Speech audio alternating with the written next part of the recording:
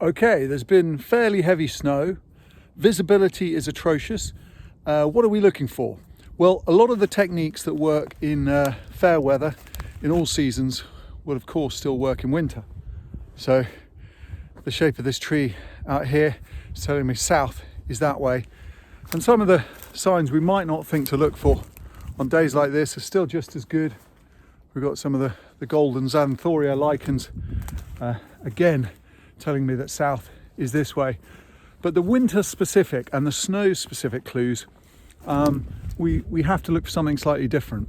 So if we look at this tree here, we've got lots of growth out to the south.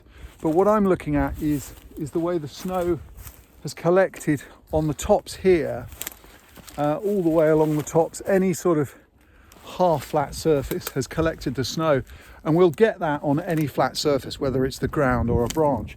So what we're actually looking for is the places where snow's collecting that have nothing to do with gravity.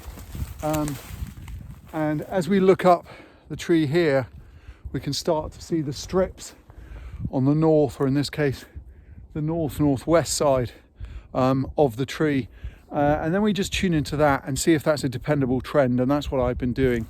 And once you've got those snow strips that have been blasted on by the wind, we know what direction the wind was blowing when the heavy snow came in, and we'll find that's dependable over quite a wide area.